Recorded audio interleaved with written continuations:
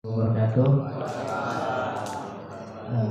Salam kenal, nama saya Syahrir Rahman.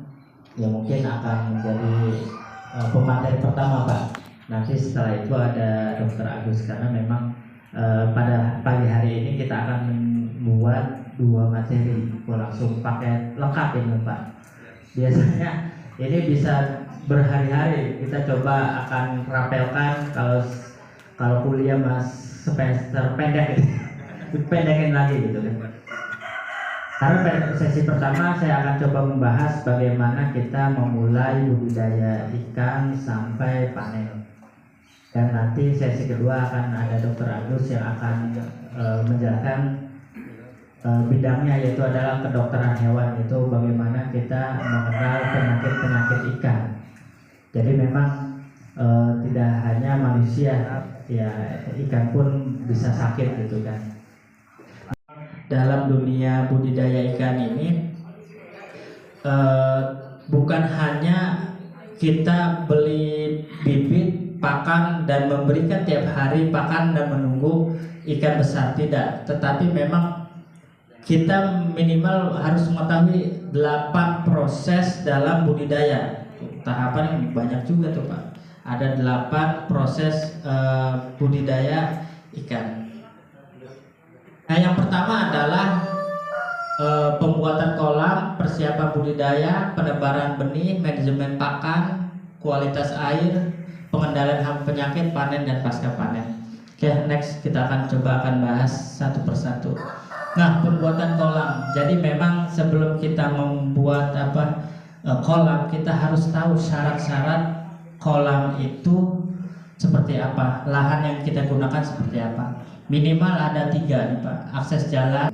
Akses jalan ini bagaimana material kolam ini jangan sampai kita boncos di ongkos kirim gitu kan. Karena kan kita tahu ya awareness harus ngangkat dari gang kecil ke gang kecil kan lumayan gitu kan. Makanya memang di sini udah cocok banget untuk pembuatan kolam, karena emang akses jalan juga mobil muat gitu Pak ya. Terus juga selain pembuatan material, biasanya nanti kalau kita panen ketika akses jalannya tidak ada atau sulit, itu menyusahkan juga Pak. Menyusahkan untuk tengkulak atau ya pembeli ikan ini susah untuk memanen ikan. Jadi memang pastikan jangan sampai kita membuat kolam di daerah yang sulit akses jalannya. Ya minimal motor masuk gitulah. Minimal itu paling minimal. Terus yang kedua, bebas banjir. Nah, bebas banjir sebenarnya nanti bisa disiasatin oleh kontur atau kolam yang kita bikin. Bagaimana kita tahu tinggi air kalau banjir itu seperti apa. Dan yang ketiga adalah sumber air. Yang inilah yang ditekankan ketika kami memberikan atau survei lapangan untuk memberikan bantuan. Biasanya salah satu yang kita cecar atau kita tanyakan adalah sumber air. Sumber air ini ada enggak? Jangan sampai sumber air ini ada kalau musim hujan aja gitu kan. Jangan sampai itu. Yang kedua adalah sumber air ini bisa disedot enggak? Pak, sumber saya ada nih 7 sumur di sini ada, tetapi pompanya enggak ada. Ya itu juga sama kayak gitu. Memang sebelum kita membuat, kita pastikan dulu air yang kita mau dijadikan tempat ikan berenang itu kita ada kayak gitu. Makanya memang nanti next kalau misalkan Bapak dan Ibu misalnya mau ekspansi ke klaster yang lain, ya pastikan tadi akses jalannya baik, bisa masuk jalan, dan yang terakhir itu air Pak ya. Kembali yang untuk sekarang kan emang si Malakama ya Pak ya, akhirnya emang ala kadarnya akhirnya kita bolak-balik ke dinas air ya Pak ya. Ya mudah-mudahan dengan pengalaman itu ke depan kalau misalnya kita menambah kolam, ya pasti kan airnya cukup dulu nih. Cukup dulu, jangan sampai kita cukup gitu kan. Ternyata pompanya belum ada, itu juga jadi masalah. Dan tambahan juga selain 3 ini adalah sumber listrik. Pompa ada, sumur ada, listriknya nggak ada, itu juga masalah. Kayak gitu. Memang penentuan titik kolam ini sangatlah penting untuk menunjang di budidaya. Pak, biasanya kan ikan lele itu di jamban aja kan bisa gitu kan, nggak ada listrik, nggak ada apa ya. Kalau zaman dulu kan di empang ya Pak ya, nggak ada tuh yang namanya listrik kan. Ya kembali lagi, itu kita akan lihat maksimal atau tidak.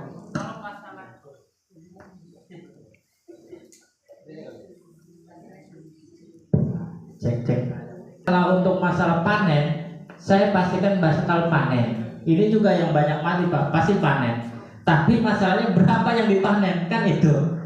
Harusnya 1 ton jadi 10 kilo atau 5 kilo. Tapi kan bahasa panen kan Pak ya. Jadi kembali lagi, kalaupun zaman dulu wah bisa, tapi kalau kita teliti lebih dalam lagi, maksimal tidak. Dengan luas yang gede itu, apakah maksimal atau tidak? Kehitungan kami yang kemarin itu, kolam yang kami berikan harusnya 1 ton harus gitu kan, idealnya 1 ton. Tetapi kalau ternyata ada trouble, ya pasti akan turun jumlah panennya. Nah, pasti ada masalah di minimal di airnya yang belum siap biasanya kayak gitu. Next. Nah, ini persiapan. Jadi ketika Bapak dan Ibu akan mulai lagi, minimal kolam ini ya tadi ada penyekatan dulu, pembilasan dan pengeringan. Nah, ini juga kadang teman-teman di bawah itu ya pembudidaya pengen cepet-cepet, Pak ini kolam udah siap, bibit kapan gitu. Padahal kita sudah mengingatkan, tolong dipastikan kolamnya ini sudah ready, bukan hanya kolam, airnya gitu kan. Kolamnya disikat dulu biar nggak ada bau plastik gitu kan. Ada karena yang namanya new tank syndrome namanya kalau di penyakit ikan, itu adalah sindrom tempat baru. Jadi ya ikan itu belum bisa beradaptasi di kolam yang baru jadi Pak, kayak gitu.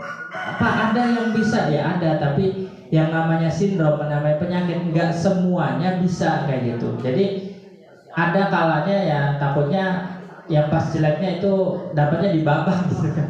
Ya, jadi memang persiapan ini harus dilakukan semaksimal mungkin. Jadi penyekatan, pembilasan dan pengeringan. Jadi ketika kolam sudah jadi, baiknya diisi air, terus endepinlah 1 hari, kita buang biar kolam ini air ini nggak bau terpal ya, nggak bau terpal kayak gitu. Habis itu baru kita tambahin air baru. Next. Nah, hari pertama air diisi, sterilisasi menggunakan ya debit air ini 80 cm, ini memang sesuai dengan kapasitas si kolam. Biasanya kan tinggi air udah segitu Pak. Walaupun tingginya 90 cm, kita maksimalkan 80 cm, karena kalau lebih dari itu biasanya lele akan loncat biasanya kayak gitu. Next. Nah, hari kedua sterilisasi. Nah, sterilisasi ini umum dan banyak jenisnya, bisa menggunakan probiotik atau antibiotik. Dan berkali-kali juga kita mengingatkan bahwa insya Allah kalau masalah probiotik dan antibiotik di Dinas Perikanan menyediakan Pak. Selagi stoknya masih ada, kami akan memberikan secara gratis gitu. Kalau nggak ada, ya bukan bayar, tapi nggak ada gitu. Tapi nggak ada kayak gitu. Nah, terus next. Nah, tebar benih. Jadi ketika sudah air ini sudah matang, bahasa petani itu air sudah matang. Cirinya seperti apa Pak Saril? Sederhananya ciri paling mantep airnya udah matang itu udah ada jentik nyamuk Pak. Itu udah pasti udah bagus, udah mantep. Tapi kalau paling minimal, Bapak pegang aja di terpalnya sudah licin belum? Kayak gitu, kayak ada lumut, tapi bukan lumut ya, tapi licin lah. Itu kayak lendir ya, kayak lendir. Ya, itu udah cukup matang gitu kan. Kalau lebih matang lagi biasanya udah muncul jentik nyamuk atau apa ya, binatang inilah, binatang air yang kecil-kecil tuh. Itu sudah matang. Apalagi udah warnanya apa sih? Bukan hijau sih, tapi emang ke kuning-kuningan, bukan kuning ini kayak digentong tuh Pak ya, biasanya rada ini gitu kan, keruh gitu. Okay, next. Sebelumnya. Nah, penebaran benih. Jadi ketika sudah kolam airnya sudah ready, tahapan kedua adalah penebaran benih gitu kan. Nah, mungkin yang kemarin juga kita juga belum tahu ya apakah bibit yang kita berikan itu performanya udah maksimal atau belum. Ya di sini mah ada praduga tak bersalah bahasanya. Bibit yang kita kirim mungkin aja ada yang kena penyakit gitu kan. Nah kita kayak gitu nggak mau juga. Tetapi kan pas acara apa sih launching itu ya, serah terima itu kan ikan sebenarnya bagus semua gitu.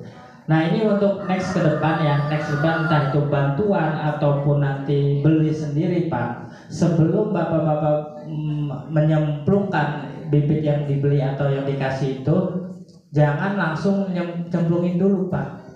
Jadi ada yang namanya kita cek kualitas bibit. Ya kalau pakai laboratorium kan kita nggak nyampe ilmunya lah kayak gitu kan. Tapi pengalaman saya biasanya cara ngeceknya sederhana Pak. Jadi dari kelentung ini Bapak taruh aja di dalam bak, ember, bak atau inilah. Kalaupun nggak ada juga udah di dalam kelentungnya juga tidak apa-apa. Nah setelah Bapak lihat, pastikan ikan tidak ada yang hormat Pak ya, nggak ada yang gantung, ya upacara gitu kan. Nah, ketika ada Pak, ada 1-2 itu mah wajar lah kayak gitu, wajar, nggak jangan di maidol gitu kan, yang di maidol jangan. Wah ini ada yang mati, apa ada yang sakit, padahal 1 doang, kayak gitu kan. Udah, karena batas toleransi ikan sehat itu 10% lah Pak. Jadi kalau Bapak beli 1000 ekor, kalau cuma 10 ekor yang gantung dianggap wajar aja karena stres Pak, stres di jalan kayak gitu kan. Tapi biasanya kalau Bapak beli biasanya dilebihin Pak 3-5%. Biasanya kalau petani yang udah kawakan, yang udah profesional biasanya dia lebihin karena untuk menjaga itu stres di jalan. Nah kalau misalnya sudah wah nggak ada yang gantung 1-2 doang. Nah Bapak cuma ketrokin aja Pak si kelentung ya atau di bank itu diketrokin aja biar dikagetin gitu kan. Kalau dia lincah ya udah sehat. Tapi kalau dia diem aja ya enggak, berarti sakit kayak gitu, stres gitu kan. Nah itu baru Bapak komplain, Pak ini ikan banyak yang sakit, kalau ganti kayak gitu kan. Kalaupun enggak Bapak yang gantung itu saya pisahin. Jadi yang diceburkan adalah yang memang benar-benar sehat kayak gitu. Ya kalau mau dihitung yang gantung itu hitung. Kalau cuma 50 ekor dan sudah ditambahkan 3-5% dari yang beli ya udah anggap aja udah sama kayak gitu. Jadi memang beli lele itu bukan kayak beli batu bata ya Pak ya. Belinya 100 ya ada 100 gitu kan. Tapi biasanya kita akan lebihkan sekitar 3-5% kayak gitu. Ya kalau Bapak nggak percaya hitung manual juga sebenarnya teman-teman petani nggak apa-apa gitu, siap gitu, kayak gitu. Memang ngitungnya lumayan sih Pak kalau belinya 10.000 gitu kan. Kayak gitu. Nah, ketika sudah dipastikan ikan ini sudah lincah dan sehat, Bapak Ibu, nah baru ditebar di kolam. Jadi memang kesalahan teman-teman biasanya baru beli di pelentung langsung ceburin cepet ceburin gitu kan. Tidak dilihat dulu gitu kan si ikan kayak gitu. Ya, jadi memang harus dipastikan di kolam ya di bak lah kayak gitu. Supaya apa? Kalau di bak kecil kan ada yang mati, ada yang gantung, kita langsung dipisahkan ya gampang. Kalau udah diceburin langsung di kolom yang diameter 3 ada trouble, waduh nyiapinnya kan lumayan Pak, 3-4 hari bahkan seminggu gitu kan. Ngulang lagi tuh. Jadi panjang lagi. Makanya pastikan bibit yang kita terima, yang kita beli entah itu bantuan ataupun beli sehat kayak gitu. Kalaupun emang ada yang gantung dipisahkan dulu dan nanti kompromikan nih ini yang gantung dan mati ada berapa ekor nih, ini gimana, potong pembayaran atau ganti atau gimana, kan itu kan enak gitu. Daripada Bapak dan Ibu udah nyembungin, karena kalau udah di bawah kan yang mati kan pasti di bawah gitu kan, nggak kelihatan kayak gitu. Kita nggak bisa, kalaupun kelihatan nah Bapak harus nyebur dulu nyerokin gitu ataupun apa, malah pakai stres kayak gitu. Makanya memang diupayakan bibit yang kita terima itu memang sehat kayak gitu. Terus kalaupun pengalaman dari teman-teman, misalkan belinya buat di empang, biasanya dia bikin keramba kecil dulu, taruh di keramba kecil. Kalau sudah dianggap sehat semua baru dilepas kayak gitu. Kalau memang menggunakan kolong tanah yang gede kayak gitu. Tapi cukup ditaruh di bak aja sebenarnya udah mempresentatifkan bahwa ikan itu sehat atau tidak sih Pak, kayak gitu. Next.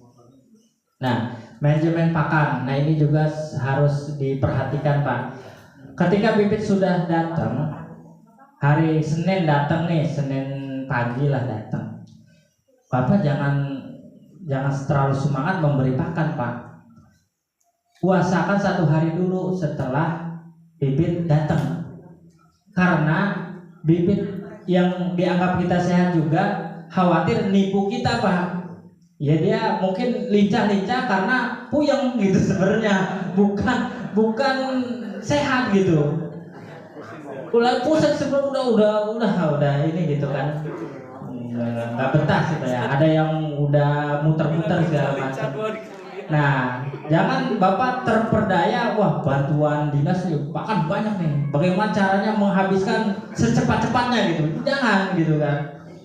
Jadi ketika bibit datang, puasakan dulu 1 hari. Ya entah itu nanti beli sendiri ataupun nanti dapat bantuan lagi ya Pak ya. Puasakan 1 hari. Karena apa? Kita memastikan bibit yang kita terima itu benar-benar sehat. Karena kalau sudah kena pakan, kita sudah nggak bisa membedakan ini ikan mati ini atau ikan sakit ini karena bibitnya yang jelek atau memang kita yang ngasih makan pertama kali kayak gitu. Ya contohnya aja kita baru perjalanan jauh lah kayak gitu kan, baru datang rumah suruh makan gitu kan, kayaknya ongap banget gitu. Kan pengennya istirahat dulu, selonjoran segala macam gitu, baru udah tenang, udah nyaman dengan lingkungan yang ada, baru bisa makan enak kayak gitu kan. Ya saya bilang ya tabiat lele atau ikan secara umum itu hanya naluri makan gitu. Dia tidak memperdulikan kondisi setelah makannya. Jadi memang ketika sudah bibit itu diceburkan, puasakan 1 hari. Kalau 1 hari ini tidak ada kematian, kalaupun kematian cuma 1% lah atau hanya ya sedikit lah, baru besok paginya Selasa pagi baru kasih makan, kayak gitu. Nah kalau misalkan Pak masih ada yang gantung, udah biarin, berarti hari ketiga baru kita coba lihatkan. Hari ketiga, hari Rebo masih gantung, baru kita komplain. Bu Andri, ini ikan kemarin kayaknya ikan sakit yang dikirim. Nah baru ganti sama kita kayak gitu. Sebenarnya SOP penggantian ikan sakit seperti itu Pak. Soalnya kalau ikan baru datang dikasih makan terus besoknya mati, kita bingung ngejawabnya gitu Pak. Karena ini kesalahan bukan di pengirim gitu kan, tetapi si penerima kayak gitu. Karena ikan yang stres dipaksa makan ya akan menimbulkan penyakit sebenarnya. Awal mula penyakit seperti itu. Nah, jadi ketika hari Selasa, Senin masuk bibit, Senin pagi, Selasa udah oke, baru kasih makan Pak. Kayak gitu. Nah, kasih makan ini juga kalau di slide saya hari pertama itu 1,5 sampai 2% dari biomasa. Nah kemarin juga Pak Agus sudah nanyain gimana Pak ditimbang, bisa ditimbang ya kalau mau rajin ya tadi paling banyak itu 5% per biomasa. Biomasa itu ya tadi kita hitung berapa totalnya terus dibagi per ekor. Misalkan kita kemarin beli 10.000 ekor ikan, adanya 1 kilo. Nah dibagi 1 kilo per 1.000 ekor itu, berarti ketahuan tuh per ekor dapatnya berapa gram. Anggaplah 1 gram, 1 gram dikali 5%. Misalkan ternyata cuma 0,01 gram. Nah 0,1 gram itu dibagi 3 atau dibagi 2 kali makan gitu kan. Ini mah kemarin hasil nanya observasi ternyata sekali makan ya segitu. Ya jadinya ya over kayak gitu kan.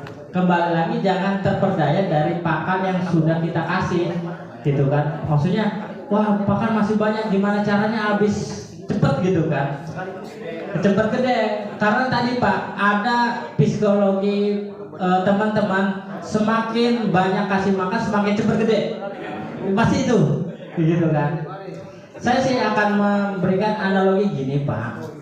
Bapak misalkan pagi hari ini nggak makan nih, terus diajak kondangan sama Pak Haji Mamat gitu kan, ini kondangan gitu kan, pasti kan pas kondangan segunung tuh biasanya tuh makannya gitu kan. Nah apakah setelah makan 2 piring 3 piring di kondangan itu besoknya Bapak jadi buncit dan langsung obesitas? Nggak mungkin. Yang mungkin adalah nya pas pagi hari banyak, ya kan? Sama lele juga, wah kasih makan biar cepet gede, bukan langsung jadi pecel lele, enggak. nya yang banyak Pak.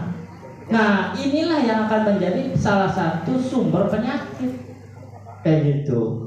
Karena kebutuhan lele itu anggaplah 1 suap makan doang gitu. Bapak maksain dia jadi 5 suap gitu kan. Tetap tubuhnya buat 1 suap ini, 4 suap ini dibuang Pak. Kayak gitu.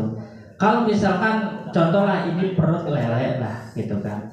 Nah Bapak kasih makan, kocorin air gitu kan.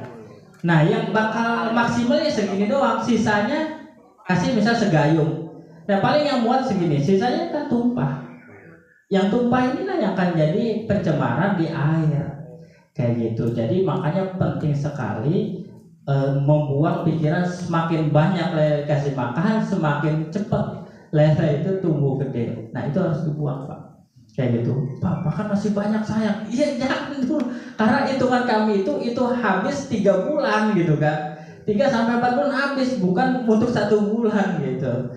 Jadi memang itu kadang teman-teman gemes biasanya beli pakan madi iwit gitu karena mahal gitu. Ini banyak nih, udah setiap orang datang, wah belum kasih makan yang saya makan gitu kan. Oh belum ya Pak, ya saya coba ya. Segenggam dong itu, kalau 100 orang segenggam udah jadi berapa ember gitu kan. Sedikit doang kok Pak ngasih makannya. Oh sedikit Bapak sedikit, ini sedikit ya, kalau semuanya sedikit ya udah banyak gitu. Udah meledak bom amoniak itu nantinya kayak gitu. Iya itu dia. Itulah kadang terperdayanya kita, makanya memang udah kunci aja tuh, udah makan Pak. Jangan sampai ya tadi kita terperdaya dari pakan yang banyak kayak gitu.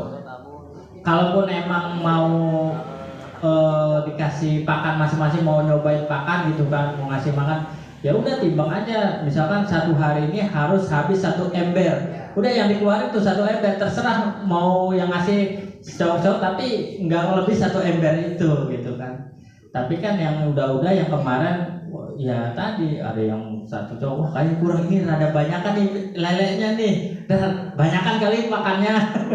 Nah itu jadi memang kita harus tahu takarannya. Dan juga memang ikan juga punya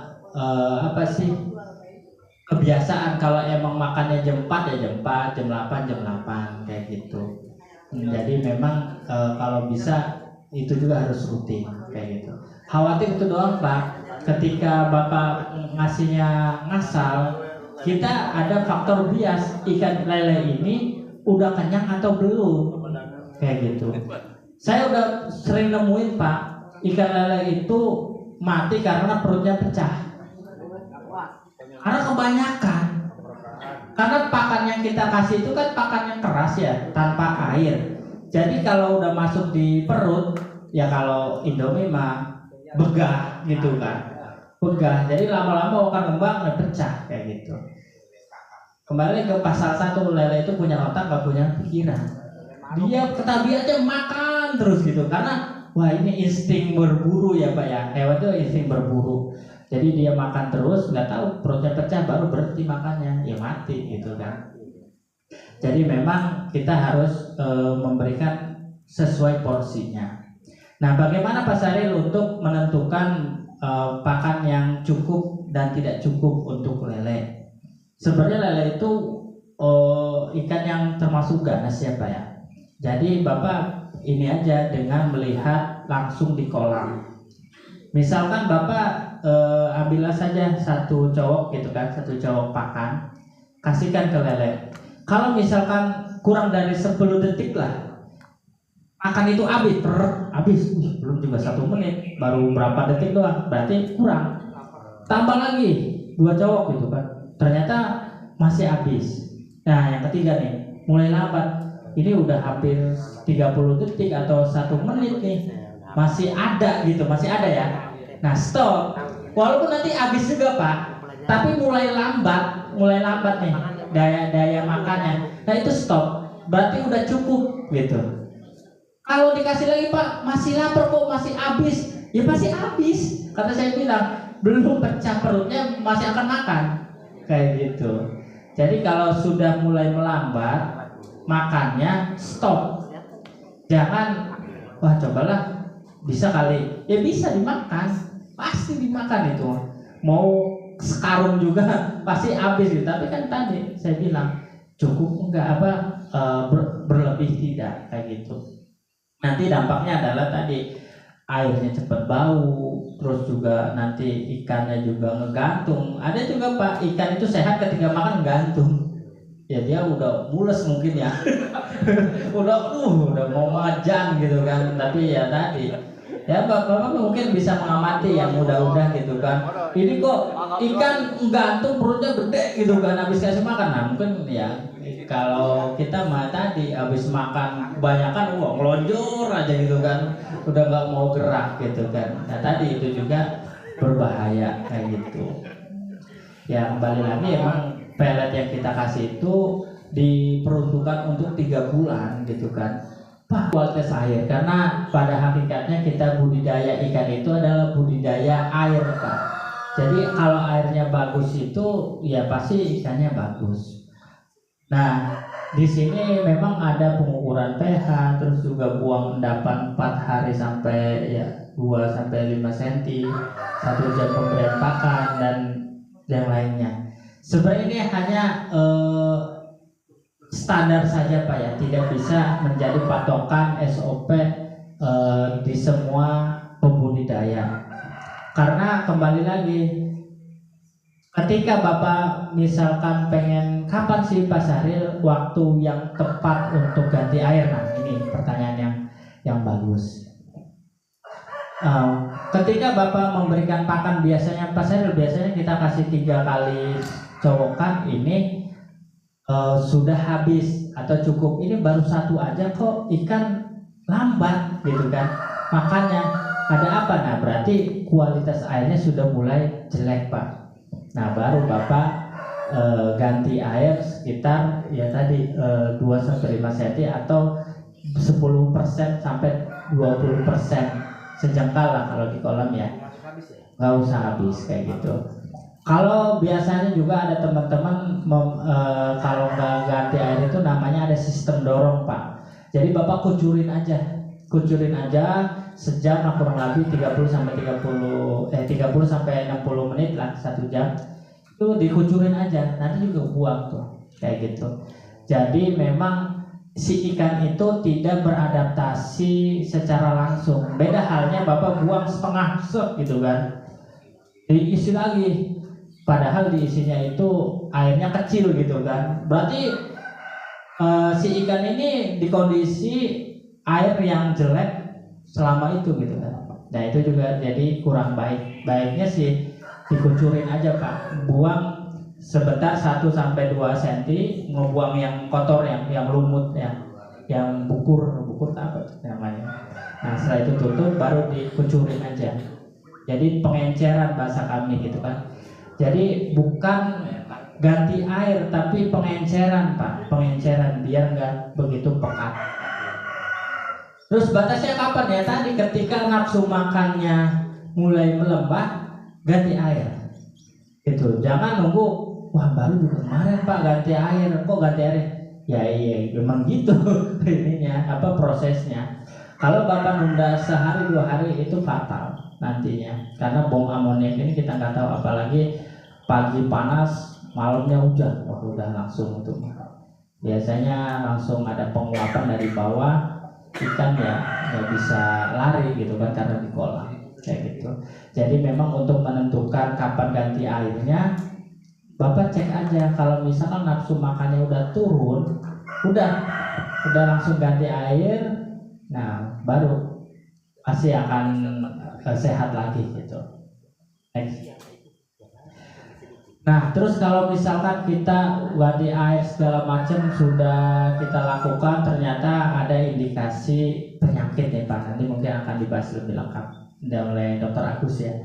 Nah, kalau misalkan kita pengen tahu nih, apakah ini ikan kena penyakit atau airnya yang kurang baik gitu kan? Nah, cuma dua doang Pak.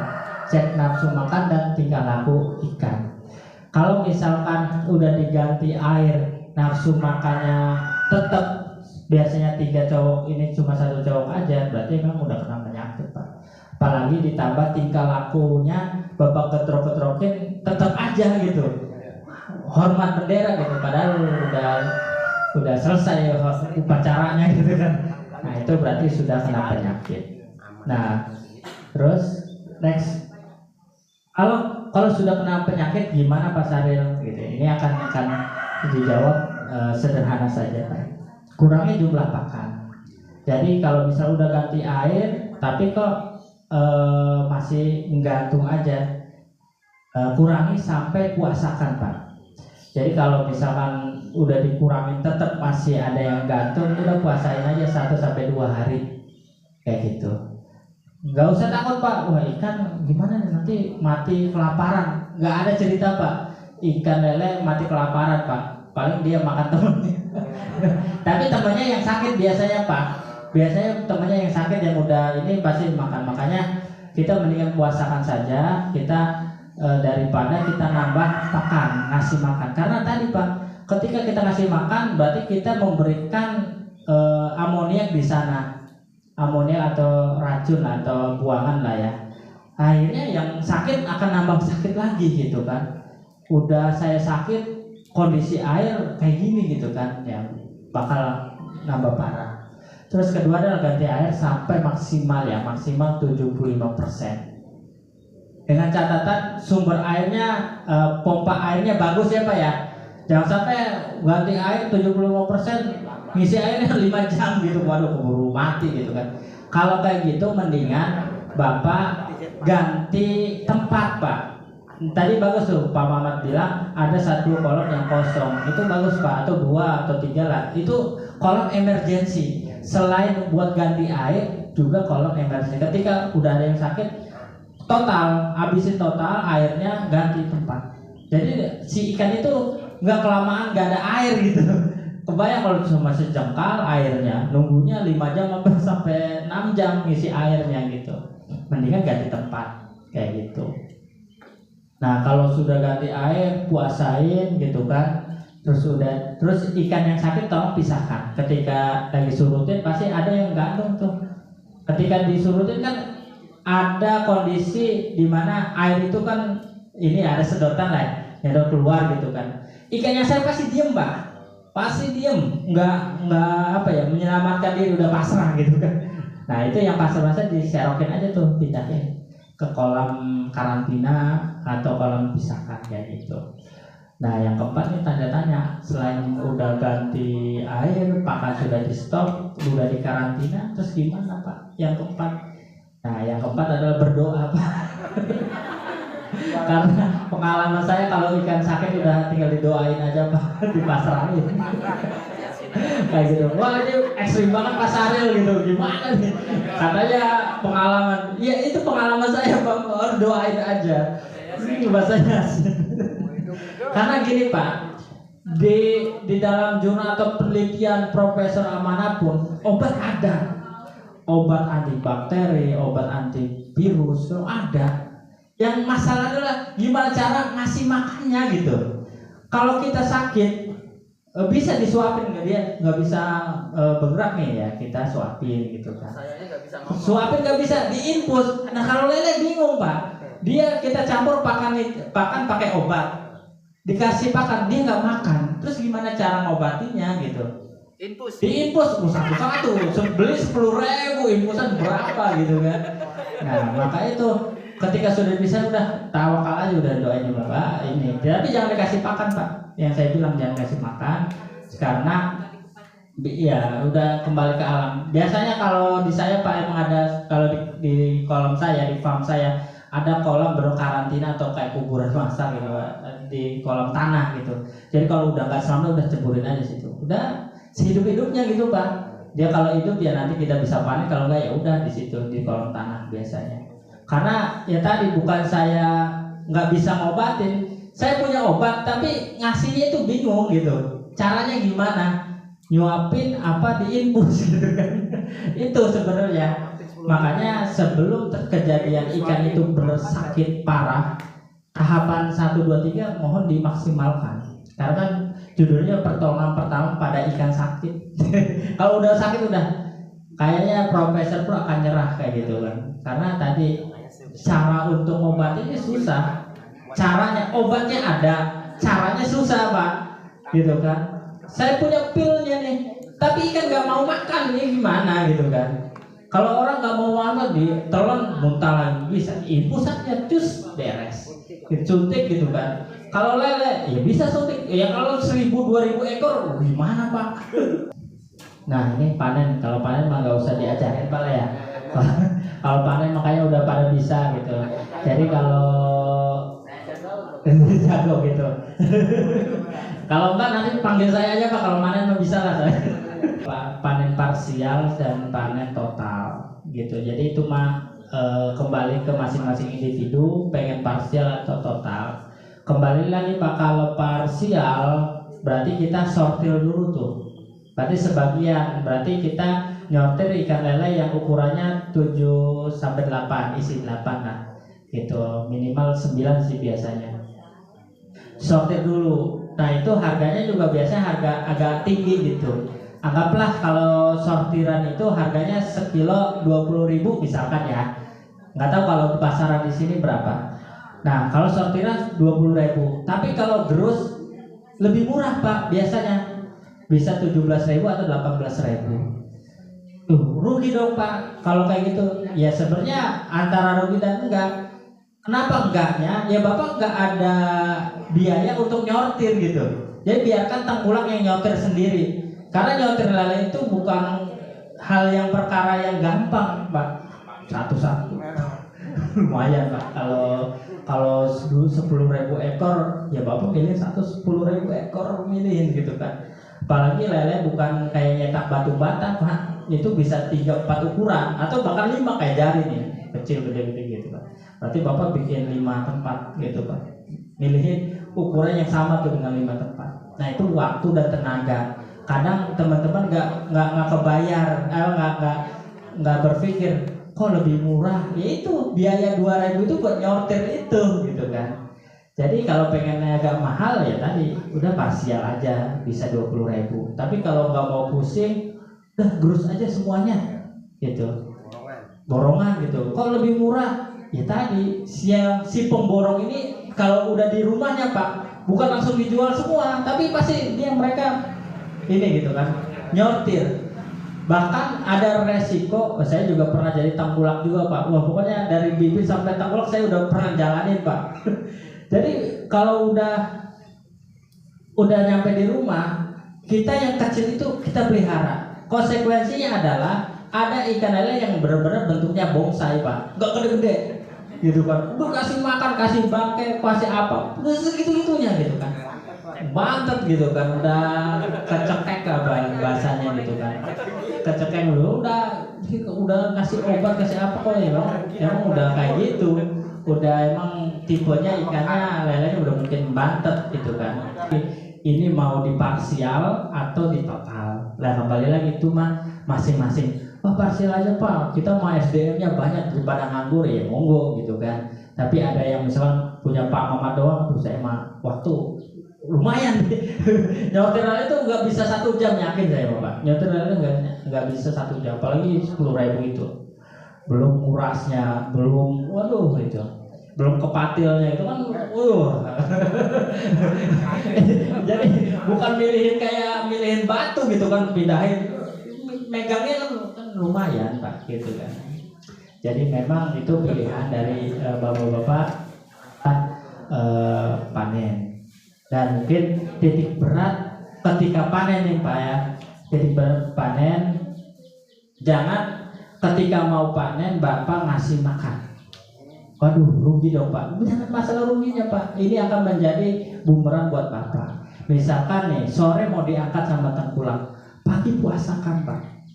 Wah nanti kurus, enggak apa-apa Pak. Bukan kurus enggak langsung krempeng gitu, enggak. Tapi memang ketika Bapak ngasih pakan pagi, sore itu pasti muntah. Pasti muntah. Sehingga pakan enggak jadi daging, malah dimuntahkan, jadi pelet kebuang kayak gitu. Dilala pengen ditimbang berat, malah enggak gitu. Makanya kalau tengkulak tulak biasanya triknya gitu Pak, dia ngopi dulu 30 menit sejam, biar muntah dulu Pak, biar ringan gitu. Jadi Bapak kalau percuma ngasih makan juga akan dimuntahkan, nggak bakal jadi daging. Akhirnya yang pagi-pagi dijor 30 kilo itu bisa kebuang semua Pak.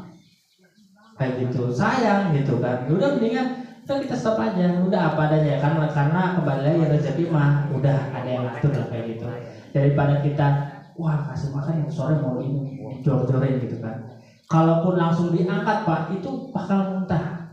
Karena proses untuk mencerna pelet itu bisa 12 jam sendiri tuh Pak. Kayak gitu. Pernah saya melakukan penelitian, ya tadi proses pengosongan perut ikan itu ya rata-rata 12 jam baru kosong, dan bukan kosong tapi itu menjadi bubur Pak. Ya kayak gini aja, Bapak makan malam gitu kan, pas pagi kok bisa muntah gitu kan, ada padahal belum makan, ya tadi belum jadi feses ataupun ini, ada beberapa yang belum kecerna, masih ada di lambung. Kalau udah sampai usus mungkin ya udah nggak bisa dimuntahkan kayak gitu. Makanya memang inilah notice dari saya, pesan dari saya ketika udah mau panen ya 12 jam puasakan. Kalau malam dijor kasih makan nggak apa-apa. Tapi kalau udah pagi udah stop. Karena percuma Pak, akan dimuntahkan lagi gitu kan. Cirinya apa? Air yang bening akan berubah agak kecoklat-coklatan tuh biasanya, karena muntahan si lele itu, dan biasanya lebih bau dan ikan bisa jadi mati kayak gitu, bisa mati gitu. Makanya memang upayakan sebelum panen dipuasakan ya kurang lebih 8-12 jam lah kayak gitu. Yang saya hormati Bapak Haji Mamat beserta Ibu Ati ya. Berarti kita sering ketemu kalau proklim di lapangan ya. Kalau biasanya saya sama Bu Ning mendampingi beliau. Ya, baik. Tadi memang teknis budidayanya sudah disampaikan oleh Pak Sahir, karena beliau memang sejatinya dia memang insinyur perikanan, karena gelarnya juga sarjana perikanan. Nah, saya bukan insinyur perikanan, saya dokter hewannya. Nah, memang kalau Pak Sahir punya kolam, saya tidak punya kolam, tapi saya punya klinik hewan. Itu Oke, tapi namanya dokter hewan, saya tidak memilih hewan untuk mendatangi atau mau apa. Saya dokter hewan, saya nggak mau nerima guguk misalnya, hanya menerima kucing aja, hanya ikan aja, nggak semua hewan. Karena kalau sudah bergelar dokter hewan harus ngobatin semuanya gitu. Oke, gitu. Saya Dokter Agus, sekilas saya mungkin lulusan Universitas Gadjah Mada, udah lama sebenarnya Pak. Jadi asli orang Tangerang, orang Tiga Raksa, cuman merantau ke Jogja, seperti itu. Oke, terima kasih. Saya ditemani oleh Bu Indah juga. Bu Indah juga sarjana perikanan sebenarnya. Dia di sini pejabat akuakultur ya Bu Indah, ya, analisa kesehatan ikan sebenarnya. Oke, lanjut. Hari ini saya memaparkan tentang pengendalian penyakit ikan dispesifikkan ke air tawar ya Pak ya. Karena kalau kita karena budidaya ikan itu ada air tawar, ada air laut, dan ada air payau ya. Nah, karena lokusnya kita ada di Citra Raya. Nah, seperti kemarin saya ngambil foto di kolam. Nah, ini ada Pak Haji Mamat, ini Pak Agus kalau nggak salah ya, waktu tanggal 26 bulan puasa kemarin ya. Nah, sama Pak Sahir juga saya udah ngambil sampel air, ini cek dengan smart kit sama saya foto yang menggantung, ternyata di ini mungkin nggak terlihat jelas ya Pak ya, ada titik-titik putih, nodul-nodul putih, nanti itu penyakit apa. Oke, lanjut Bu Indah.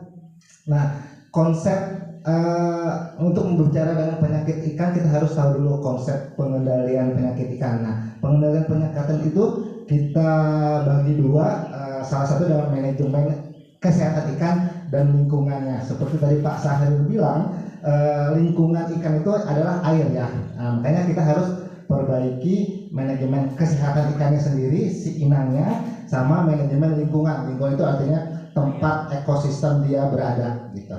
Oke, lanjut Bu Indah.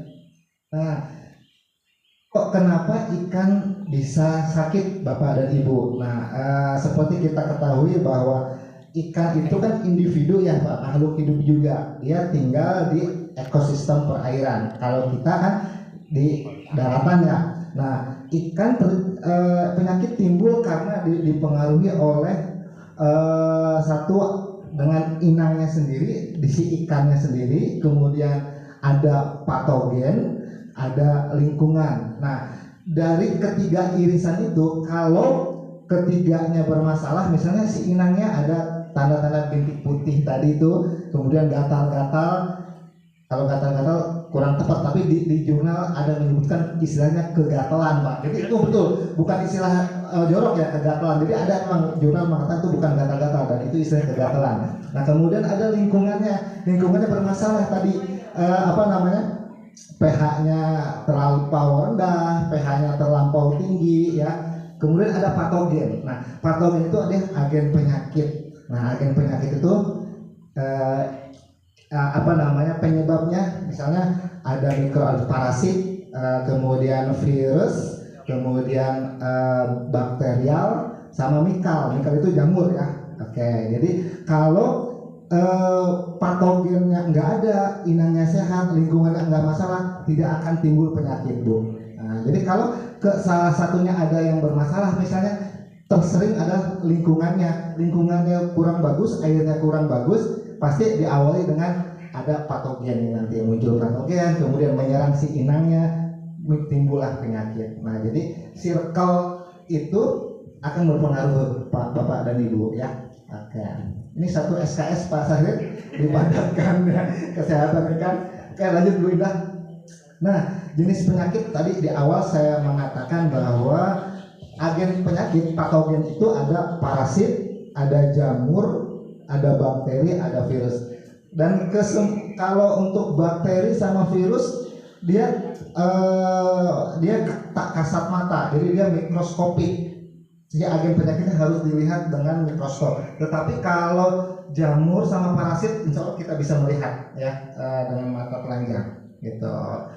Nah, kemudian ada juga ikan sakit karena faktor genetik ya, nutrisi, lingkungan. Nah, yang penyebab jadi disebabkan oleh parasit, jamur, bakteri dan virus itu disebut penyakit yang patogenik. Jadi yang menular ke sesama ikan ya. Tapi kalau genetik, nutrisi, lingkungan dia tidak akan menular begitu. Oke, lanjut Bu Indah. Nah, tadi udah jelas. Oke, sekarang lanjut ke penyakit non infeksi. Nah, tadi penyakit non infeksi dia disebabkan oleh genetik. Nah, genetik itu dia bawaan dari tetuanya, dari induknya. Makanya untuk memilih keturunan itu berasal dari tetua yang bagus dulu ya. Misalnya body condition score-nya ya Pak Sahril ya, induk jantan dan induk betinanya harus bagus. Nah, penyakit non infeksius tadi genetik, bibit-bibit bobotnya Bu, betul. Nah, penyakit bawaan disebutnya. Nah, misalnya ada Bu, secara dia hanya anatomi saja. Jadi ada ikan yang insangnya bisa terbuka, kemudian mulutnya tidak menutup rapat, tulang punggungnya bengkok, tubuh tidak simetris. Nah, tulang punggung bengkok juga sebenarnya tidak hanya genetis, dia ada karena faktor nutrisi ya. Misalnya saya pernah melihat ikan lele yang bentuknya kayak keris, jadi meringkal gitu. Nah, ternyata dia ada kekurangan nutrisi tertentu, bisa mineral atau apa gitu. Kemudian untuk penyakit non infeksius, biasanya pertumbuhan ikan atau udang ya, ikan tidak sempurna, jadi dia kecil, terus dikasih makanan yang bagus dia tetap kecil begitu ya, karena berasal dari tetuanya yang tidak bagus itu Pak ya. Kemudian pertumbuhannya terhambat ya udah pasti, karena indukan yang jelek pasti dia tidak bisa berkembang. Terus mudah terserang penyakit infeksius. Nah, jadi ketika penyakit genetik itu muncul karena dia kecil terus, kadang nggak anoreksia, nggak mau makan, dia akan mudah terserang penyakit, misalnya gitu. Makanya diberi bukan makanan bergizi gratis ya Pak Sahir ya. Jadi dikasih makan banyak pun tadi tidak disarankan kan begitu. Oke. Nah sekarang gimana caranya untuk mengendalikan penyakit yang udah agak sensitif makanan bergizi gratis nih. tidak mengarah ke situ sebenarnya gitu. Penyakit non infeksius untuk menanggulanginya gimana? Nah, untuk pengendalian penyakit genetik misalnya pemilihan induk unggul. Nah, ada di Kementerian itu ada gaul ya, penggunaan indukan unggul. Nah, gitu. Makanya untuk para pembenih untuk mengawinkan atau memindahkan ikan harus mencari indukan-indukan yang unggul ya Pak ya. Gitu. Gaul penggunaan indukan unggul. Gitu. Ya, harus gaul, tapi jangan digauli Pak ya, harus memilih. Gitu. Ya, pemilihan induk unggul atau benih yang berkualitas. Tadi betul, Bapak kalau Bapak segmennya pembesaran, tinggal beli benih yang dari pembenih-pembenih yang bersertifikasi asal induk ya. Jadi boleh Bapak tanyakan gitu. Kemudian melakukan grading ya, pemisahan atau pengklasteran secara bertahap. Dan satu lagi, perbaikan nutrisi induk. Jadi induknya sebelum dipindahkan kasih makan dulu yang bagus gitu. Jadi bukan anaknya dikasih makan tapi induknya dikasih makan gitu. Oke, Bu Indah lanjut. Nah, penyakit infeksius karena lingkungan, tadi karena genetik. Contohnya apa? Contohnya sekarang ini saya ambil contoh sebenarnya banyak ya Pak ya, yang sering saya temukan di lapangan. Ada penyakit gas bubble disease. Nah, biasanya diisi ikan itu ada kandungan nitrogennya, oksigen, terdapat oksigen, ada karbon di dalam air terlalu jenuh karena ada blooming alga ya. Jadi di kolam karena ada alga sehingga terjadi penguraian oksigen yang tidak terkendali. Karbon dioksida yang tidak terkendali dalam air. Nah, gejala klinisnya apa? Biasanya si ikan benih atau ukuran tertentu ada timbul gelembung di bagian kulit atau subkutan, di bawah kulit juga. Nah, subkutan istilah kedokteran ya, kulit di bawah kulit lagi. Nah, gitu subkutan. Terus mata dan insangnya kadang ada menggelembung ya. Nah, penyakit ini tidak menular, tetapi jika tidak diobati dia akan menyebabkan gangguan kronis ya gitu. Jadi biasanya banyak menyerang lele yang berwarna kolam airnya berwarna hijau pekat. Nah, pengendalian gimana? Pengendaliannya dengan mengganti air dan meningkatkan kualitas air kolam. Nah, peningkatan kualitas air kolam teknisnya banyak Pak Haji Mamat. Teknisnya bisa kita ukur dulu parameter airnya. Jadi memang para pembudidaya paling tidak harus punya alat ukur pH, kemudian deometer, sama untuk mengukur suhu tuh. Udah ketiga itu aja, karena itu harus diukur harian, pagi dan sore. Nah, pH itu untuk pagi dan sore itu berapa? Ada lonjakan pH enggak? Nah, itu harus punya deh gitu untuk ukur. Memang ada yang harganya 300 ribuan tuh pen pH meter yang bisa dikantongin itu loh Pak. Gitu. Ada kok banyak dijual gitu untuk mengetahui itu. Nah, kalau kualitas airnya kita udah buruk, nah ada caranya, dikasih apa? Dikasih vitamin kah atau apa? Kalau misalnya kualitas airnya masih bagus, selain mengganti air, kita ada obat-obatan probiotik seperti itu. Nanti ada slide berikutnya. Lanjut Bu Ina. Nah, ini tadi kekurangan oksigen. Nah, karena kenapa? Ikan juga butuh oksigen. Walaupun ikan lele dia bisa bertahan di kondisi kepadatan tebar yang tinggi ya Pak Sahrir ya. Tetapi bukan berarti dia tidak butuh oksigen. Jadi semakin padat tebar, jadi dia akan berkompetisi untuk mengambil oksigen gitu. Makanya untuk harus butuh oksigen DO ya, dissolved oksigen terlalu di dalam koran. Nah, untuk meningkatkan DO terlarut itu biasanya dikasih aerator Pak, jadi ada gelombang-gelombang udara tuh gitu. Biasanya ikan kolam yang ada gelombang-gelombang udaranya dia cenderung lebih sehat dibanding yang nggak ada oksigennya, nggak ada aeratornya begitu. Nah, gejala klinis kalau oksigen ikan kekurangan oksigen biasanya dia sering membuka tutup insang, nah gitu ya, membuka insangnya dan berkumpul di permukaan air. Nah di permukaan air dia ke atas tuh, kadang bisa berdiri dan bisa berenang di atas permukaan air ya, di permukaan air. Nah dia bisa menyerang semua ukuran Bapak dan Ibu ya gitu. Nah sama pengendaliannya tadi saya disebutkan bahwa untuk mengendalikan penyakit lingkungan kekurangan oksigen dia harus diperbaiki dengan aerator, memberikan aerasi ya, mengurangi bahan organik di sifon. Jadi disedot pakai alat ya, di sifon dulu. Karena bahan organik itu adanya di dasar kolam Pak Haji, Bapak dan Ibu ya, di dasar kolam. Jadi harus disedot, diambil dari dalam. Kemudian mengurangi kepadatan ikan gitu. Oke, lanjut Bu Indah.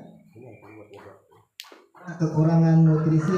Jadi penyakit non infeksius berikutnya karena dipengaruhi oleh pakan atau nutrisi ya, malnutrien, misalnya kekurangan pakan. Penyebabnya biasanya kekurangan kandungan asam amino dan vitamin. Nah, asam amino itu apa sih? Asam amino itu dia sebenarnya protein yang udah diperkecil ya hasil metabolitnya. Jadi yang diserap dari protein itu adalah asam amino. Nah itu ya. Jadi kalau kita makan telur, makan tempe, sejatinya yang kita serap tubuh itu adalah asam amino gitu ya. Setelah dikatabolis ya. Kemudian gejala klinis kalau ikan kekurangan pakan biasanya itu tadi kurus dan pertumbuhannya melambat gitu. Tentu untuk menanggulangi penyakit kayak begini biasanya harus diganti pakan dengan kualitas yang baik. Nah, kualitas pakan yang baik itu boleh menyebutkan merek nggak Pak? Saya nggak usah ya. Bapak mungkin tahu ya ada pakan-pakan yang kualitasnya bagus begitu. Kayak tentunya karena ini kekurangan asam amino berarti kekurangan protein. Jadi kasih pakan yang proteinnya sedikit lebih tinggi gitu ya. Karena kan ini kan asam amino. Oke, lanjut. Nah, kemudian biasanya keracunan pakan atau nutrisi. Nah, penyebabnya keracunan aflatoksin, bukan alfa-tokin ya, aflatoksin ya, karena pakan sudah berjamur. Nah, kenapa kok pakan bisa berjamur? Aflatoksin itu biasanya pakan itu kan kadang biasanya ada dari bahannya, ada dari jagung, ada yang dari meat bone meal, ada dari bahan-bahan organik ya, dan itu mudah berjamur. Nah, terkadang kok bisa timbul jamur, kelembaban tinggi atau penyimpanan di gudangnya kadang tidak pakai alas atau sebetulnya palet ya. Nah biasanya di bawah itu suka mengeras, timbul jamur. Nah ketika pakan ada jamurnya dikasihkan ke ikan, nah itu ada aflatoksinnya begitu. Mudah sebenarnya untuk melihat dia ada aflatoksin atau tidak. Biasanya pakan itu bergumpal, Bapak masukkan aja ke UV, sinar ultraviolet, jadi dia akan berbinar warna hijau. Itu sebenarnya aflatoksin. Nah karena saya juga pernah kerja di QC Java Confit yang di Citra Raya tuh, di situ saya di bagian QC, jadi saya tahu untuk mengecek aflatoksin itu gitu. Nah gejalanya apa kalau pakan atau nutrisi kekurangan itu? Jadi tutup insang sama keriput ya, tubuh ikan bengkok dan pertumbuhannya lambat. Jadi secara umum hampir sama ya. Pengendaliannya pun sama, diganti dengan pakan yang kualitasnya lebih baik. Oke, lanjut Bu Indah. Nah sekarang penyakit infeksi. Nah penyakit infeksi cepat saja. Penyakit infeksi itu penyakit yang menular, infeksius. Penyebabnya tadi banyak tuh. Ada bakteri, ada virus, ada parasit, ada mikal. Mikal itu jamur. Nah saya ambil contoh aja. Tadi yang saya lihat dulu titik-titik di awal tadi itu kan ada ikan menggantung, ada titik-titik. Sebenarnya itu penyakitnya parasit. Kegatalan ya, parasit bisa daktilovirus, bisa kutu air penyebabnya, dan timbul bintik-bintik putih, kemudian berkembang menjadi penyakit parasit, penyakit bakterial. Contohnya ke penyakit bercak merah, Motil aeromonas, yang disebabkan oleh bakteri Aeromonas hydrophila. Nah penyebabnya gejala klinis tadi timbul merah, diawali dari bintik-bintik putih ya, kemudian dari pangkal sirip, kumis sampai ke badan, seluruh badan gitu. Oke, lanjut Bu Ina. Mengendalikannya tentu di kualitas airnya diperbaiki ya. Menerapkan biosecurity. Biosecurity itu nanti ada slide yang berikutnya, harus dikelilingi misalnya pakai pagar atau apa, tujuannya agar agen-agen, tidak hanya agen penyakit sebenarnya, predator pun tidak bisa masuk ke lingkungan budidaya Bapak dan Ibu gitu. Nah, kalau misalnya sudah tadi kan ini Aeromonas hydrophila itu bakteri ya, penyakit bakteri yang menyerang ikan kalau sudah membentuk luka. Nah, kalau udah luka biasanya boleh diizinkan pakai antibiotik Pak. Nah, memang ini bisa pakai oxytetracycline, tapi baiknya kita punya ada, kalau di dinas itu ada namanya enrofloxacin, boleh dikasih enrofloxacin aja, nanti Bapak minta aja ke dinas ya. Kalau OTC kita nggak menyediakan oxytetracycline, boleh sebenarnya, dari undang-undang itu ada, tapi baiknya enrofloxacin aja yang sudah ada register KKP-nya gitu.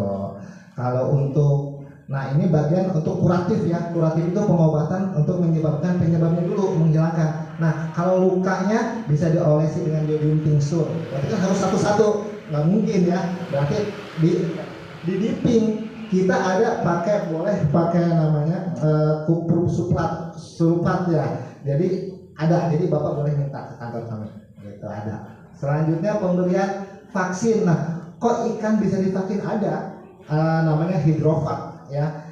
Nah, vaksin itu diberikan bukan pengobatan, vaksin itu sebagai pencegahan ya, profilaksis. Jadi sebelum Bapak tebar memang harus divaksin dulu tuh. Dulu memang ada Pak, kita bukan pengadaan, jadi kita dikasih oleh UPT KKP, jadi ada vaksin nih gitu, tahun 2000 berapa lupa saya, sekarang nggak ada lagi. Jadi dulu pernah demonstrasikan juga saya ke para pembudidaya. Jadi vaksin hidrovac ke benih dicelupin, ke indukan disuntikin gitu. Kemudian pemberian imunostimulan sebagai suportifnya. Begitu bersama Bapak kalau sakit ke dokter pasti sama dokter dikasih vitamin sebagai suportifnya, entah itu vitamin C atau B-kompleks. Kita ada tersedia vitamin C. Oke, lanjut Bu Ina. Nah, ini penyakit tadi, penyakit berikutnya oleh karena kutu air, Argulus ya. Ini penampakan kalau di dalam mikroskop ya. Biasanya ada gigitan Argulus ya di bagian tubuh si ikan, sama lingkungan yang buruk juga. Nah, gejalanya sama seperti ini. Kalau udah kena kutu air, kalau udah melemas, kemudian mudah bakteri masuk. Oke, pengendaliannya sama, lingkungannya diperbaiki, sama perendaman garam dapur ya dengan dosis seperti itu Pak. Kita buat larutan dulu per liter 10-15 gram, dibuat larutan kemudian ditebar ke kolam gitu, pakai garam karena ini kan parasit ya, parasitik gitu. Kalau dengan garam nggak sembuh juga boleh kasih vitamin, kasih probiotik, nanti ada. Oke, lanjut Bu Ina. Nah, selain tadi Argulus ada penyebab oleh cacing, Dactylovirus ya, sama penyebabnya gitu. Oke, lanjut Bu Ina. Nah, ada juga ini penyakit Ichthyophilus multifilis ya, penyakit yang di bawah epidermis kulit subkutan ya gitu ya. Jadi timbul warna bintik-bintik putih, dia menggosok-gosokkan ke kolam ya, ke terpalnya. Jadi ya itu tadi yang istilahnya kegatalan itu ya gitu. Oke, lanjut Bu Ina. Oke, ganjen ya. Lanjut Bu Ina. Nah, untuk penyakit parasit, penyakit infeksi biasanya harus dikendalikan kualitas airnya, direndam tetap pakai air garam, sama ada jurnal mengatakan boleh pakai PK, permanganan sekaligus ya, tapi boleh saja Bapak pakai itu yang warna ungu itu ya, PK ya, gitu, permanganan sekaligus. Jadi Bapak Ibu bikin konsentrasi yang serendah mungkin, jadi jangan pekat-pekat, jadi boleh direndam itu gitu. Kemudian pakai akriflavin, kita ada ya Pak Sari akriflavin ya. Akriflavin kita punya tuh Bu, di kantor. Oke, lanjut Bu Ina. Nah, selanjutnya trichodina yang biasa menyerang pada sirip ikan. Gejalanya hampir sama kalau parasit tuh Bu ya, gatal-gatal kemudian timbul luka. Oke, lanjut Bu Ina. Nah, ini kalau penyakit saya tidak menjelaskan kalau virus enggak ya, karena saya lebih spesifik di daerah sini karena saya kemarin menemukan itu. Tapi kalau jamur biasanya dia akan berkembang berikutnya. kena parasit, kemudian bakteri, terus ada luka, muncul jamur kadang tuh. Nah, jadi kayak hifa, benang-benang putih tuh. Nah, kemarin saya di sini nggak menemukan, memang nggak, tapi biasanya akan berkembang seperti itu kalau tidak segera ditangani. Oke, lanjut Bu Ina. Nah, manajemen kesehatan ikan yang perlu dilakukan apa sih misalnya biar tidak terjadi penyakit, tidak munculnya penyakit. Salah satunya pertama yang lebih gampang ini penerapan biosecurity. Jadi sekeliling area ekosistem Bapak di budidaya harus dipagari misalnya, atau di apalah, jangan sampai predator hewan-hewan yang lain bisa masuk. Kemudian lakukan pemantauan atau monitoring tadi, pemantauan kualitas air Pak harian, pagi dan sore, pH, suhu sama oksigen GO ya. Kemudian penggunaan obat-obatan, jadi obat-obatan yang diperbolehkan. Nanti ada contoh yang saya tampilkan yang diperbolehkan ya, kayak gimana sih Pak? Bapak bisa beli misalnya, atau selama stok masih ada, tadi kata Pak Sarif, silakan datang ke kantor ada ya. Kemudian Bapak harus bisa membaca diagnosa, karena kalau ini kan paling Bapak menjelaskan aja, Pak ikan di kolam saya gejalanya seperti ini. Nah paling Bapak telepon saya atau Pak Sarif biar dipantau ini kira-kira penyakit apa, diagnosanya apa gitu ya. Kemudian penerapan CBIB dan CPIB tadi betul kata Pak Sarif, kita harus punya menerapkan cara budaya ikan yang baik atau cara pembenihan ikan yang baik. Nah misalnya kolamnya harus gimana, sumber airnya harus gimana begitu, tidak boleh dekat dengan lingkungan pabrik dan sebagainya. Kemudian pengaturan lalu lintas, akses jalan. Nah yang terakhir bisa dengan vaksinasi, walaupun memang vaksinasi itu sebenarnya nggak ada yang jual vaksin ya Pak Saril ya, nggak. Jadi kita ada memang waktu itu Pak yang memberikan bantuan dari KKP ya waktu itu ya, belum ada lagi program itu ya Pak ya. Jadi Gervikan dulu namanya, gerakan vaksinasi ikan, ingat saya tuh Gervikan. Oke lanjut Bu Indah. Nah tadi menyinggung tentang biosecurity. Biosecurity itu penting upaya untuk tidak terjadi penyakit di area budidaya. Tujuannya tujuan ada 3, mengamankan ikan dari penyakit, kemudian mencegah masuknya penyakit, sama mencegah terjadinya penyebaran penyakit. Nah kalau untuk mengamankan penyakit ikan dari penyakit bisa dilakukan tindakan mengamankan ikan dari penyakit dengan biosecurity, kemudian biosecurity. Kalau mencegah masuknya penyakit, membatasi pengunjung Pak. Nah biasanya lalu lalang tuh kadang ada orang yang tidak biasa masuk ke kolam, main masuk aja. Kita nggak tahu sepatu kita ada bakterinya atau ada virusnya misal, itu mempengaruhi. Memang kalau di kolam-kolam komersil itu ada area yang sebelum biasanya di pintu masuk Pak, di pintu masuk ada kolam kecil misalnya, itu yang berisikan dengan desinfektan ya, cairan desinfektan harus dibuang dulu gitu. Contohnya kayak kita masuk ke masjid ada kolam itu ya, masuk ngebul dulu ya, kayak begitu. Jadi untuk mendesinfeksi bibit penyakit dari luar ke kolam gitu. Memang itu perlu kedepannya harus ada Pak Haji Mamat untuk meminimalisir terjadinya penyebaran penyakit gitu. Kemudian melakukan treatment air, pagar, dan mengatur lalu lintas kendaraan atau orang. Nah kalau untuk mencegah penyebaran penyakit, kalau sudah terlanjur ada penyakit di kolam itu, jadi lakukan pengelolaan limbah, tidak menjual benih yang berpenyakit. Jadi kalau misalnya udah ada lele yang mati, jadi pengelolaan limbah bangkai yang mati itu harus katakanlah dikubur atau apa, jangan dibuang ke lingkungan perairan gitu, ya. Oke lanjut Bu Indah. Nah ini obat ikan nih, obat ikan, saya sedikit menyinggung obat ikan. Jadi upaya yang paling baik untuk penyakit ikan itu sebenarnya mencegah Pak, jangan mengobati. Betul, mengobati memang bisa dilakukan, tadi Pak Saya betul bilang kita ada obatnya, cuman untuk metodenya kadang kita susah gitu. Memang metode mengobati ikan bisa dengan campur pakan ya, bisa di dipping, direndam, atau bisa di spraying, macam-macam sebenarnya. Tapi itu dilihat dengan gejala klinis dulu. Kadang si ikan gimana beda pengobatan gitu. Jadi obat ikan itu ada. Obat ikan itu adalah sediaan yang dapat digunakan untuk mengobati ikan. Nah, untuk membebaskan gejala dan memodifikasi agar ikan itu sehat. Nah gitu ya, tadi nih ada contoh-contohnya nih gitu. Nah kalau misalnya untuk mengobati penyakit ya karena lingkungan, Bapak boleh, nah saya ngambil dari beberapa contoh jurnal ya. Kalau biasanya suka ada bahas pakai kaporit, formalin dan hidrogen peroksida, kita nggak menggunakan itu. Kita pakainya untuk membersihkan kolam biasanya pakai kuprum sulfat ya. Kita ada Pak, kita ada. Jadi Bapak boleh minta ada kuprum sulfat ya. Itu sudah terregistrasi KKP. Jadi Bapak tidak perlu pakai kaporit, formalin, C2H2 nggak perlu gitu. Walaupun ini gampang, mudah kita dapatkan, mudah ya. Tapi itu tadi efeknya biasanya ke lingkungan. Kita pakai cukup membersihkan pakai kuprum sulfat ya, pasarin kita ada ya. Gitu. Kemudian kalau untuk membersihkan permukaan tubuh ikan yang sakit, kita cukup pakai garam aja lah yang lebih gampang. Kita ada garam krosok, garam ikan ya. Gitu. Kemudian kalau untuk mengobati dari dalam tubuh si ikan dengan cara kasih vitamin, mineral, antibiotik, kita ada tersedia. Gitu. Lanjut Bu Ina.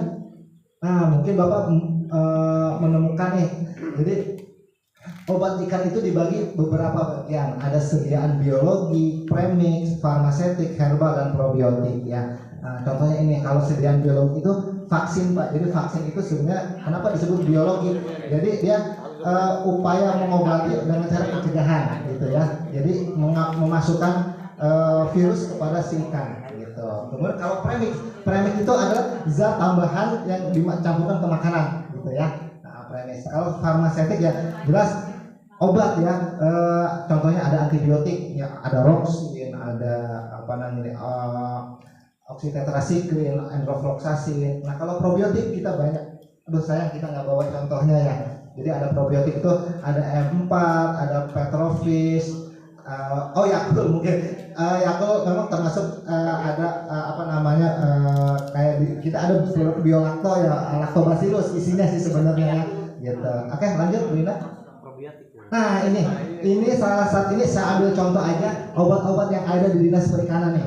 Nah kalau untuk farmasetik tadi kita ada enzim, ada aqua enzim nih Bapak boleh kita minta, masih banyak kita.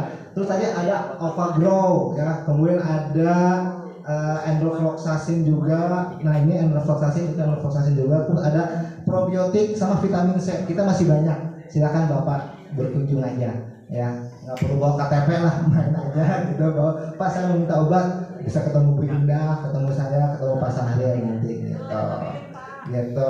Cuman ya bawa kresek sendiri ya. Nah karena di Indomaret, di Alfapur kita nggak bawa kemasan ya gitu. Tapi jangan bawa karung Pak ya. Ya gitu. Oke, jadi kita masih ada. Oke, terima kasih. Itu saja, terima kasih. Saya berdiri bukan berarti menggurui. Selanjutnya kita sharing dan tanya jawab gitu aja. Kalau misalnya ada pertanyaan yang tidak bisa saya jawab, mungkin saya PR, saya akan cari jurnal. Next time kita diskusi lagi, akan saya jawab lagi. Oke, terima kasih. Assalamualaikum warahmatullahi wabarakatuh. Halo, ya terima kasih Dr. Agus dan Pak Sahrial ya atas pemaparannya ya. Mudah-mudahan materi ini bisa bermanfaat buat warga 208 ya. Mohon ya Bapak-bapak, nanti ini materi ini adalah ilmu untuk budidaya ikan gitu ya. Jadi saya berharap yang sudah ada saat ini, ayo kita bersama-sama kita rawat Pak ya. Yang sampai nanti tiap tahun minta tapi tidak dirawat. Ini mohon karena ini agak banyak, jadi harus kita rawat, pertahankan ya nama baik ya, karena alhamdulillah kita sebagai warga sudah bekerja sama atau komunikasi ya dari pemerintah Kabupaten Tangerang ya, kita terima kasih gitu ya atas supportnya ya kita dari Dinas Perikanan. Sebelum ini sekarang Jumatan jam 12 ya, udah harus ini ya udah ya setengah jam lah ya untuk tanya jawab Bapak-bapak ya. Silakan Bapak-bapak yang mau bertanya ya, tadi sampai Dr. Agus ya, mungkin yang bisa jawab saat ini dijawab langsung. Kalau misalkan nanti ya mungkin beliau nanti akan ngasih informasi ke kita gitu ya. Jadi mungkin tim saat ini ya Pak Agus, Pak Harto, Pak Agam Rujak dan Pak Ketua RT ya yang saat ini sudah terlibat langsung ya, kita sama-sama kita jaga. Memang kemarin sudah komunikasi sama Ibu Kabit juga, jadi memang PR saya juga nanti tadi di situ ada kita harus dipagar Pak.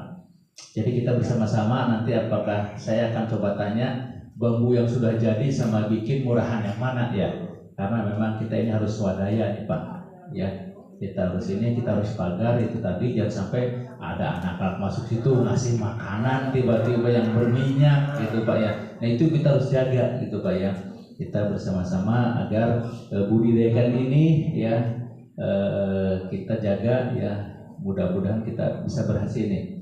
Memang tadi saya perhatikan gitu ya Pak Dokter, memang karena waktunya kemarin mepet banget ya Pak ya. Pengisian kolam pertama memang dari air, Pak Agus dapat berapa kolam Pak Agus dari air kita? Kolam itu 3 ya? 3. Itu waktu jedanya agak ini. Yang sisa justru yang ikan nila itu yang pada baru tuh ya. Maksudnya hari ini isi air, besoknya langsung diisi. Tukang ikan nila yang ngirim cerita, Pak RW ini takut mabuk nih, jauh dari Serang katanya. Terus gimana kalau siang-siang takut kepanasan? Udah atur aja gimana baik. Nah mungkin prosedur itu ya yang mungkin bikin bikin mabok gitu ya istilahnya. Nah kita puasakan juga berapa, ada 2 hari Pak ya? 2 hari Pak arahannya gitu kan. Ya mungkin kita juga sambil belajar ya, mudah-mudahan kita juga sehari nanti yang cuma kuasa WA atau tim nanti karena udah dibentuk sebetulnya nih. Saya tinggal nunggu SK dari kelurahan ya, dari kelurahan ya, atau langsung dari dinas dari itu ya untuk SK budidaya ikan ini dari daerah kirim langsung ke daerah ya, dimin kelurahan kali ya, biar nanti kelurahan tahu juga gitu kan, gitu. Bisa kelompok ya, gitu ya, kelurahan ya, karena kan kedepannya juga program ini biar bisa berjalan gitu Pak ya, gitu kan. Ya, makanya Bapak-bapak silakan untuk bertanya ya, gitu kan, maupun ada para pematerinya nih, narasumbernya ya, biar bisa jawab langsung ya. Mungkin silakan Pak Agus atau Pak Ani. Assalamualaikum warahmatullahi wabarakatuh.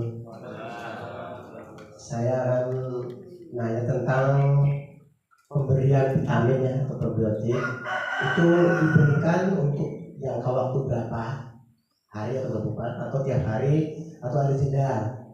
Kemarin ada dapat bantuan kan vitamin, saya mau terapkan apa tiap hari atau berapa kali. Itu aja dulu Pak. Assalamualaikum warahmatullahi wabarakatuh.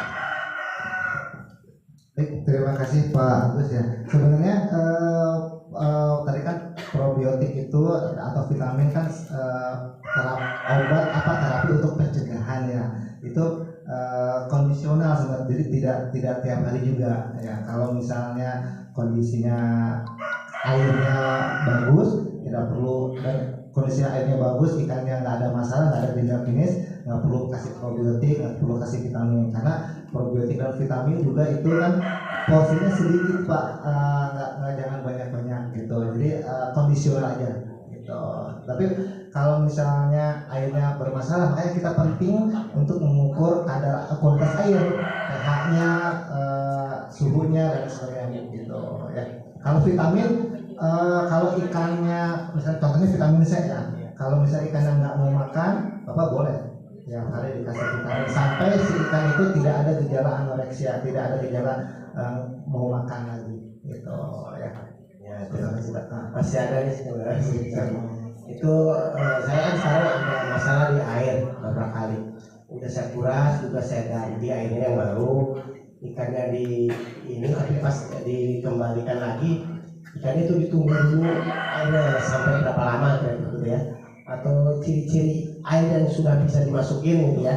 Karena saya sumbernya ini ngambil dari air tanah ya, air tanah. Itu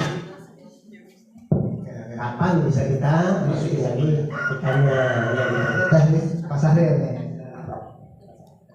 Saya akan menjawab Pak yang tadi kita yang harus bedain ada probiotik, ada vitamin ya Pak ya. Kalau probiotik itu biasanya untuk menunjang air ini agar apa ya, tidak cepat jelek ya. Pasti jelek juga Pak, tapi akan memperlambat jelek. Jadi ketika saran saya, biasanya saya lakukan pemberian probiotik itu ke air ya Pak ya, bukan ke pakannya, ke airnya itu. Bisa ada M4, biolakto atau probiotik lah di situ, probiotika. Kalau dimasukkan ke air, ini biasanya ada 2 kali Pak, bukan 2 kali, ya 2 waktu lah. Pertama pas kita mengendapkan air, menampung air, gitu kan. Pertama kali ya, gitu kan.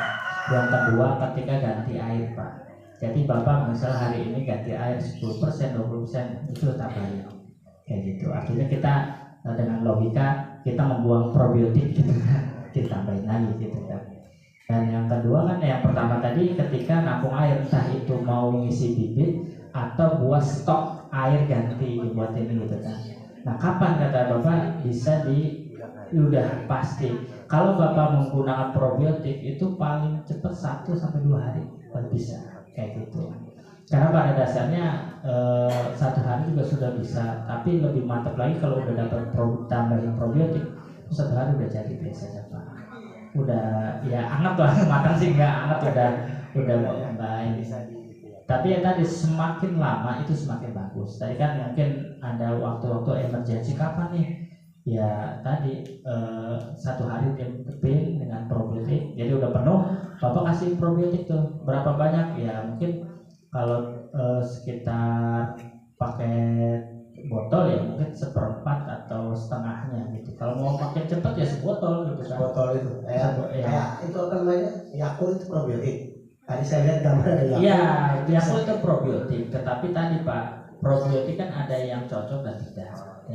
Ya kalau misalnya Bapak bilang probiotik ya probiotik, tetapi kan untuk efektivitasnya belum teruji untuk ya tadi, karena probiotik Yakult itu dipergunakan untuk saluran pencernaan, bukan untuk di air gitu. Sama namanya lactobacillus juga, tapi lactobacillus itu ternyata turunannya banyak kayak gitu. Jadi ya sebenarnya ada beberapa juga yang menggunakan pakai buat ikan, tetapi tadi penggunaannya itu biasanya campur dengan pakan. Karena probiotik yang kayak Yakult itu kan jenisnya lactobacillus lacto, dia langsung buat pencernaan ya Pak. Kalau Bapak digunakan buat air, ya kalau ditanya bisa ya bisa, maksimal enggak, kayak gitu doang sih. Jadi kalau saya bilang nggak bisa, saya salah juga gitu kan. Tapi tadi kan kita pengennya efektif, efisien gitu kan.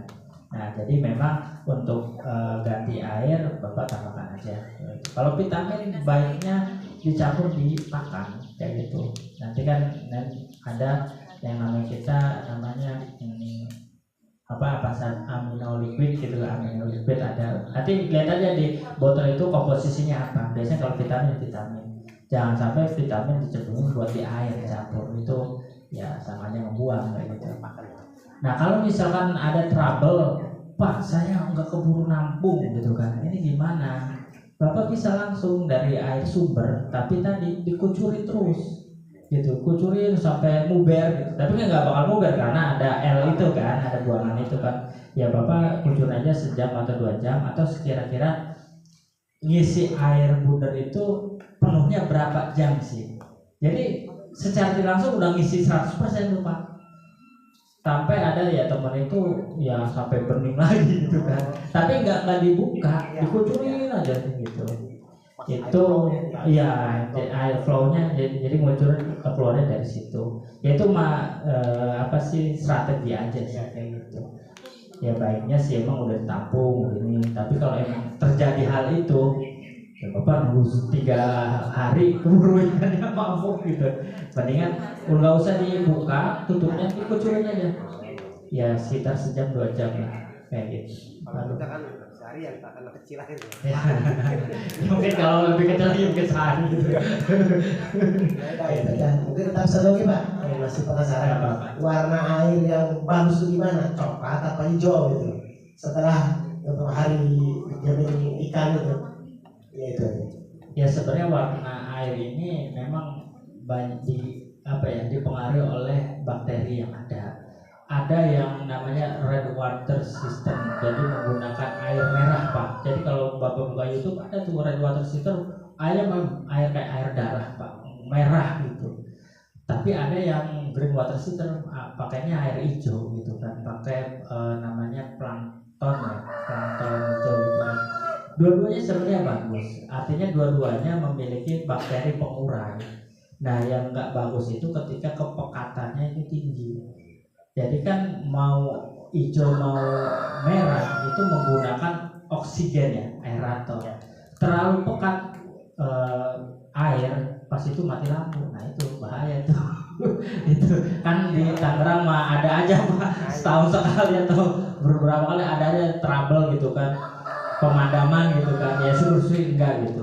Makanya kalau di perusahaan-perusahaan yang udah canggih itu, mereka pasti menyediakan genset Pak, kayak gitu. Jadi kita pakai sistem bioflok, pakai sistem pada tebar tinggi, airnya sampai bermerah itu nggak ada yang hitam Pak. Kalau hitam baru jelek tuh biasanya.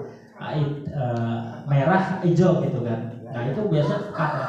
Nah yang harus diperhatikan ketika aeratornya mati, nah itu harus segera itu diganti air atau karena kebanyakan nanti ya kebayang Pak, ikan itu udah banyak butuh oksigen, ditambah lagi bakteri yang jutaan gitu kan, pasti butuh oksigen. Nah ketika itu mati udah rebutan gitu kan, siapa yang menang nih? Ya kalau bakteri yang mati nggak kelihatan, kalau lele yang mati yang kalah gitu pasti bakal kelihatan kayak gitu. Makanya memang kembali lagi ada 1 atau 2 kolam emergency saran saya, karena memang kita nggak tahu dalam budidaya ikan itu ada waktu-waktu tertentu yang mungkin trouble gitu. Kita yang udah siapkan persiapan berminggu-minggu ada aja Pak trouble itu. Ya kita pasti apa itu hujan gitu. Dan sampai ketika sudah ada trouble kita bingung. Wah baru nelfon sana nelfon sini, akhirnya terlalu parah, harusnya langsung ke UGD, ini mah masih ngantri BPJS dulu gitu kan, udah keburu meninggal gitu kan, hasil masih keuangan dulu gitu kan. Nah itu Bang Bino layak sih berapa Pak? ya sebenarnya minimal 1 titik sudah cukup, satu titik sudah cukup, karena saya lihat emang padat tebarnya nggak perlu berpadat. Diameter 3 itu ya kan kita isi sekitar 2.000 ya, itu bisa 5.000 Pak. Tapi tadi dengan aerator harus non-stop tuh, aerator stop terus 4 titik dan tak kembali lagi 4 titik terus kayak gitu. Tapi tadi ketika pasien kata pasien bisa di 5.000 bisa, tapi tadi resikonya benar-benar tinggi Pak, pada tebar tinggi segala macam. Kalau bahasa bilang bisa gitu. Sampai teman ada yang di daerah Maui pernah melakukan 1 kolam itu 5.000 Pak. Dia udah aeratornya kenceng, ganti airnya juga kenceng juga Pak. Jadi memang kembali lagi analoginya gini Pak. Bapak di sini dengan kapasitas berapa? Sekitar 30 orang, nggak tanpa AC atau kipas masih nyaman. Coba 100 orang di sini, gitu kan, pengap gitu kan, butuh kipas, AC atau apa, biar kita nyaman duduk di sini. Kalau misalkan cuma ya 30 ya nggak juga apa-apa, ada AC juga lebih nyaman gitu kan, Jos gitu, lebih tidur. Ya itu sih Pak Gus untuk jawabannya. Apa gitu warna jadi warna kayak air teh gitu ya. Tetapi tadi belum air rada busuk, angkat ganti lagi gitu kan.